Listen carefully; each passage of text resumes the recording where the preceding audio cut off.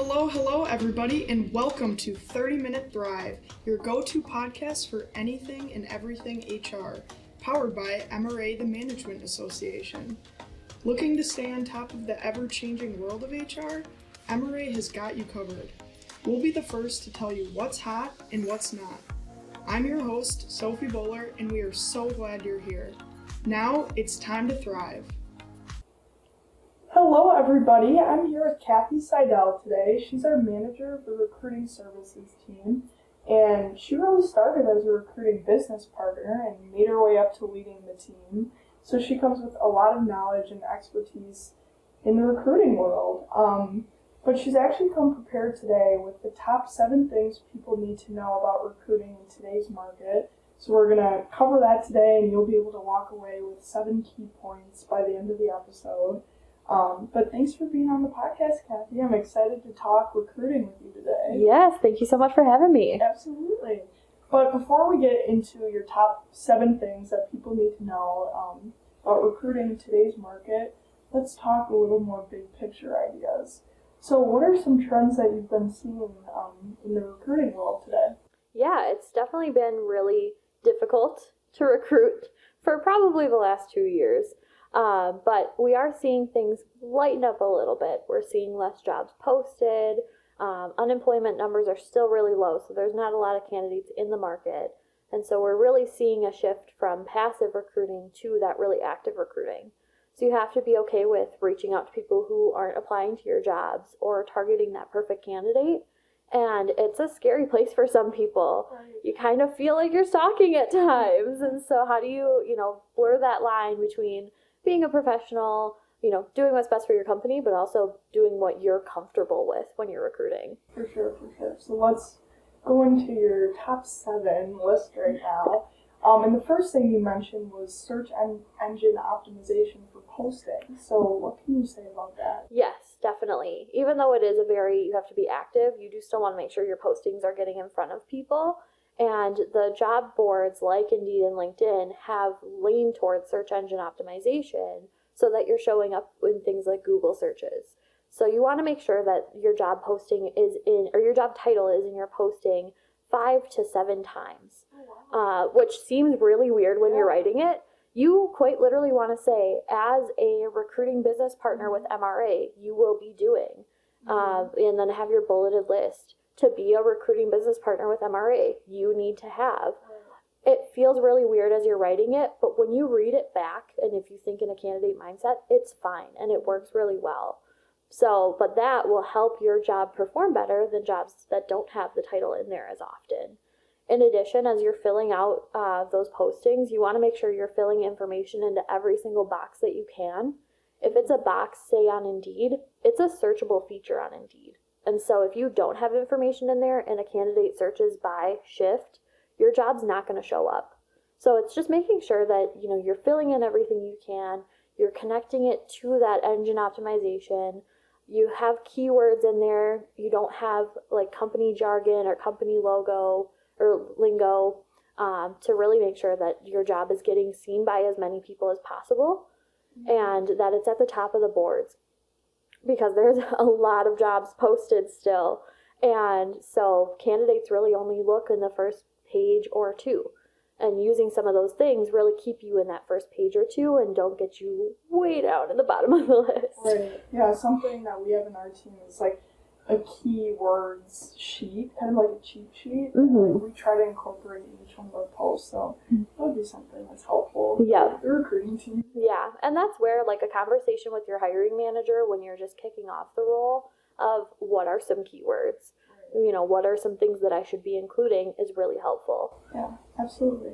So your key point number 2 revolves around salary information sharing. Yes. So why did you include this on your list? Yeah, and it was kind of strategically placed here too, because Indeed and LinkedIn especially are now requiring salary information on their postings, or they're going to put in an estimate, and the estimates are almost always wrong, especially here in the Midwest, because it's using national salary data, and so it's comparing us to East Coast and West Coast, and the numbers show we're typically a little lower. And so candidates are going in thinking, oh wow, I can make, 70 to 90,000 when you might be thinking 60 to 70. And that's setting you up not for success. So making sure that you are including accurate information, you've got to really make sure that you're prepared for that. People in your company might go look for your jobs that are posted and say, hey, I'm in the similar role. I'm not making this range. What's up with that? Right. So you have to prepare for some wage studies, make sure you're paying equitably, whether it's someone who's just joining or someone who's been in your team for 10 years. But these boards are making you do it because there are other states that are making it required as part of job postings with some pretty hefty fines if you don't include it. So they're trying to protect themselves, so you have to kind of get on top of it here. Right. So going along with that, do you think it's important to be pretty transparent when it comes to salary sharing and postings, or yes, lean more towards conservative side? What are your thoughts on that? I think transparency is the best way to go, especially because it's one of the first questions that almost all candidates ask. If you are reaching out to them on LinkedIn, sometimes the first thing you hear is, well, what's the pay? Right. So you've got to have your answer to that question, whether it's in a LinkedIn message, in a phone screen, in person, an interview. You have to be ready to answer that. Mm-hmm. So that just kind of doing it really early on the posting end sets you up for success the whole rest of the way through the process. Right. And then going along with that, the third thing you need to know about recruiting in today's market, you mentioned, are referral bonuses. Yes. Can you talk a little about that too? Yeah. So we've been seeing over the last couple of years, the most successful way to find candidates is through referrals. Number one, you're getting people in your team currently who are saying, I know this job and I know this person can do it. It's great because in some cases, they might not be exactly what you're looking for. We've had a few people on the team who have been referred by someone. They're not in recruiting, but they've got really similar skills that transferred over well, and now they're doing great on our team. And so having some kind of structure in place to allow people to refer is going to get you more candidates and get you people who already know about your company, in most cases already know about the job, and it's going to make that person who referred that other candidate stick more. Right. Because they want to see that person succeed and they want to see them grow. I always say best case is the referral bonus gives a bonus to both the person who referred and the person who was referred. So it's kind of a referral / sign-on bonus. And it can definitely be, 6 months after the person starts. It doesn't have to be right away. But like I said, that helps kind of make some stickiness to both people. And that's going to lead to long-term success. Yeah, and that's a huge incentive for the employee to go out there and find some great workers. Yep. But you mentioned SEO, salary sharing, and referral bonuses now. So what's next on the list? Yeah, so what we're hearing from candidates after the salary question is, what are we talking about in terms of hybrid, remote, in-person, flexibility? All the candidates that I talk to and that my team talks to, they're not looking to be 100% remote. It can be make you a little stir crazy if you're 100% remote. What people are really looking for now is flexibility. They got a taste of being able to be home for 4 hours because the plumber gave a window and you don't know when he's going to show up, and not having to, take a whole day off for it or a half day off for it. Vet appointments, they're typically only open during business hours. Doctor's appointments too. So having that flexibility of either shifting your schedule around, so maybe, they can start a little earlier or wrap up their day later in the night, or to be in person versus remote, is really what people are looking for these days, because they got a taste of it and it was great, and clearly people showed they were still able to get their work done too. Absolutely, and I can definitely attest to that too, that it's nice not having like a permanent, set in stone schedule. It's nice to have employers be flexible with that. Yeah. But what's the fifth point that you would emphasize that people should take away from today's episode? Yeah, so I want to kind of go back to what I talked about earlier with that you have to be active in recruiting now. And that can be, like I said, kind of a struggle point for some people.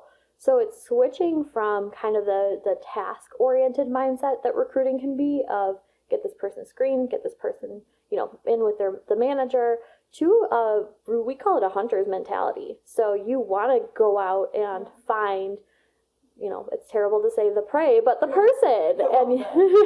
And some people on our team call themselves professional matchmakers, that they're finding that organization that's looking for this person, and they're finding the person that fits, and they're marrying the two together. All the time, we have the organization that's looking for the perfect person, but those two don't connect.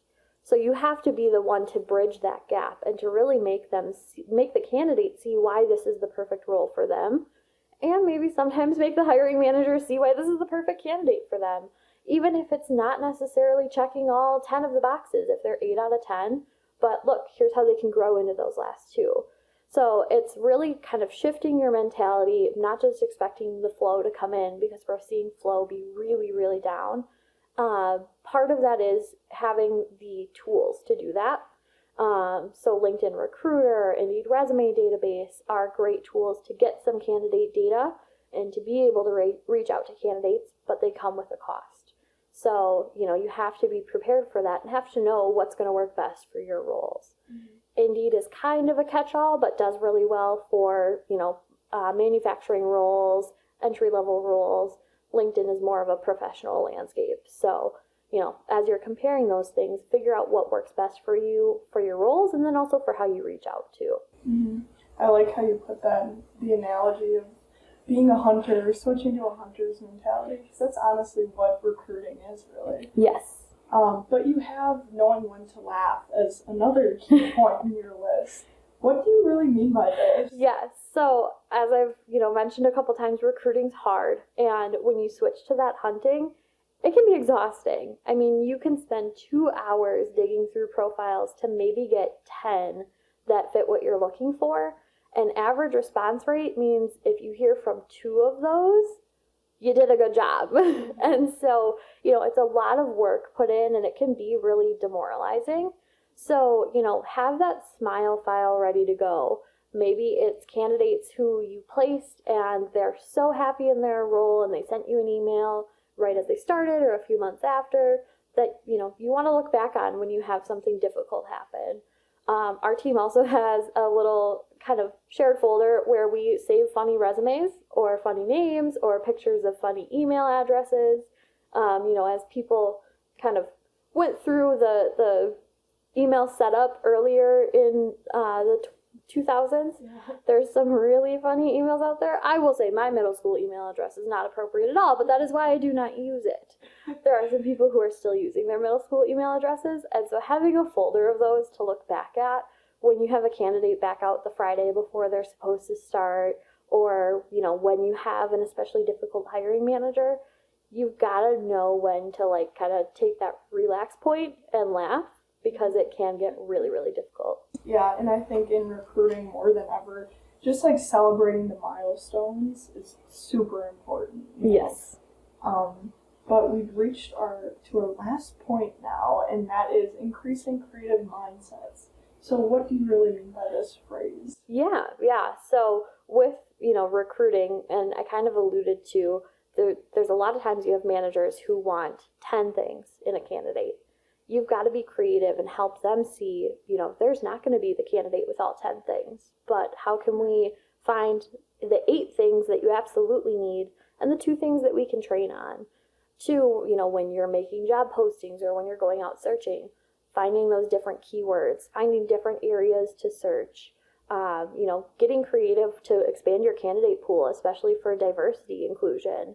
You can't just search by the people who are currently in your organization, because that's just going to lead to the same as who's currently in your organization. So you've got to really be creative and think outside the box on things to find those top candidates and to find people who really expand your pool. Again, it can be exhausting, but that's where I think having, a good network is really helpful. Both people who are in your industry and people who are doing recruiting.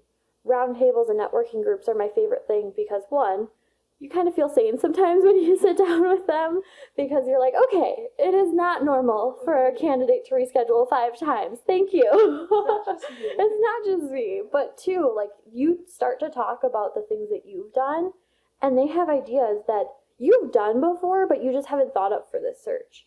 So I always encourage, talk to other people when you're having a tough search, not just people within your organization, but have those connections outside that they can say, well, wait, have you tried this posting location? Or have you tried searching here?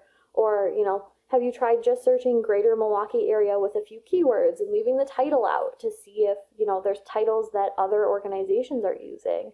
Those kinds of things are difficult sometimes when you're very process oriented, and then you're like, nope, I have to completely change my process today to find something new.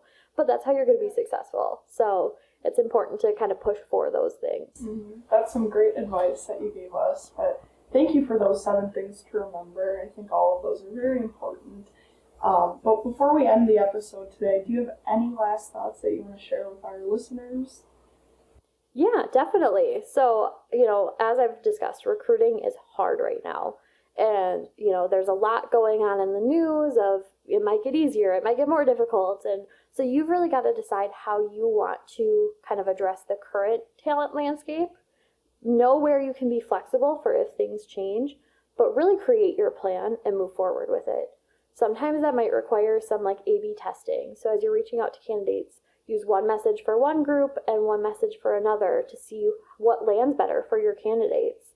It might require some changes to your job postings and things, but you've got to really figure out where do you want to go in this current landscape as it is, at today at say 8 a.m. that morning. Know where you can be flexible as things change throughout, and know where you can, tap others for help too. It's hard. And especially when you're in a small to medium-sized organization and recruiting is not your only thing, some of these things take time. And if you don't have time, where can you tap for help? So know that you can't tackle everything at once. That it might be small changes, but you're doing the best you can. I totally believe that. No matter what you're doing the best you can. Always. Keep the positivity. Yes. Well, thank you for sharing your expertise with us today. And I think we all can walk away with 7 or more than 7 really main, important modern day recruiting tidbits. So thank you again, Kathy. But we have linked her LinkedIn profile in the show notes along with some resources. So if you have any questions or need any clarifications on her 7 tips or want to just get any other tidbits from her, I think she'd be happy to connect. Yes. Otherwise, we will see you next week when we dive into the generational differences conversation. But thank you again, Kathy. This was fun. I had a good time. And we will see you all next week. Thank you. And that wraps up our content for this episode. Be sure to reference the show notes where you can sign up to connect for more podcast updates. Check out other MRA episodes on your favorite podcast platform. And as always, make sure to follow MRA's 30-Minute Thrive so you don't miss out. Thanks for tuning in, and we'll see you next Wednesday to carry on the HR conversation.